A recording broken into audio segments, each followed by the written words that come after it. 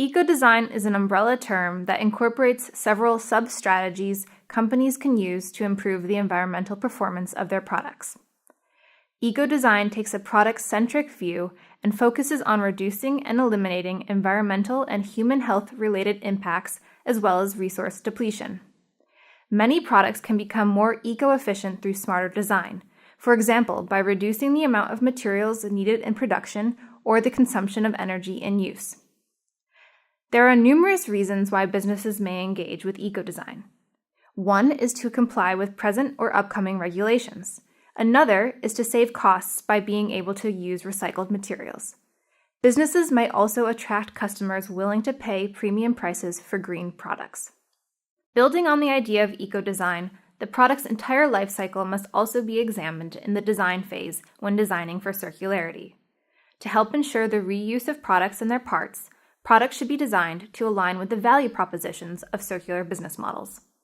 Researchers have identified 6 different circular design strategies that may be chosen depending on the circular business model. Strategy number 1, design for attachment and trust. This encourages users to bond with the product and can help extend product lifespan, as the user is less likely to discard the product if they feel a strong emotional attachment.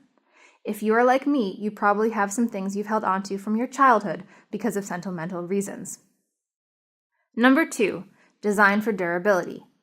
This increases product reliability and reduces the possibility of failure. When defining a product's durability, designers should aim to match the economic and stylistic lifespan of the product. For example, it does not make sense in terms of both cost and material resource consumption for one-time use packaging to be extremely durable. Number 3, design for standardization and compatibility. This means designing product parts to be interchangeable to enable repair and product life extension. If replacement parts are readily available and compatible with multiple products, products may be more easily reused. This can also help reduce overall consumption, as one product can be used for different purposes. For example, I can charge both my phone and tablet with the same charger instead of needing 2 different chargers.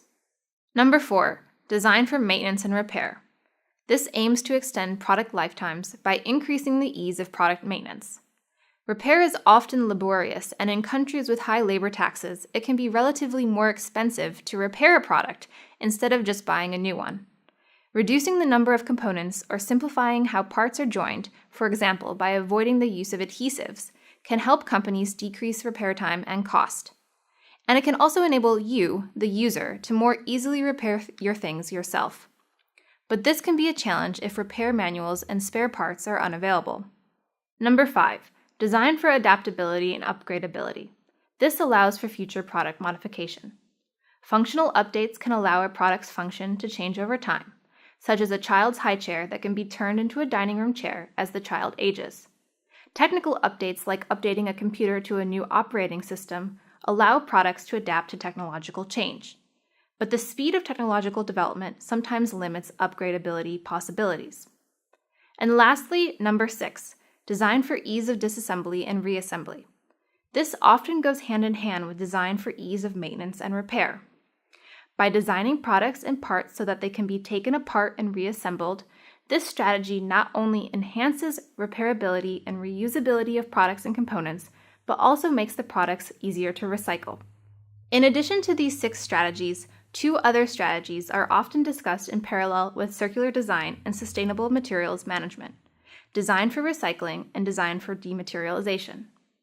Design for recycling focuses on using specific design techniques to increase material recoverability in the recycling process. This includes avoiding the use of mixed materials so that products can be more easily recycled. Finally, product design can also help to further dematerialization by, for instance, reducing packaging or using nanomaterials, which have the potential for using less materials while maintaining or even improving functionality. In some cases of dematerialization, the product may actually be replaced by a service which uses less resources. One example of this is the move towards streaming films instead of purchasing DVDs or Blu-ray discs.